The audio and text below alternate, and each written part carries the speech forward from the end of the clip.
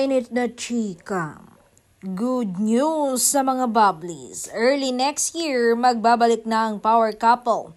Magbabalik tambalan sila sa malaking projects na talagang magugustahan ng mga fanay ni Donnie Pangilinan at Pel Mariano.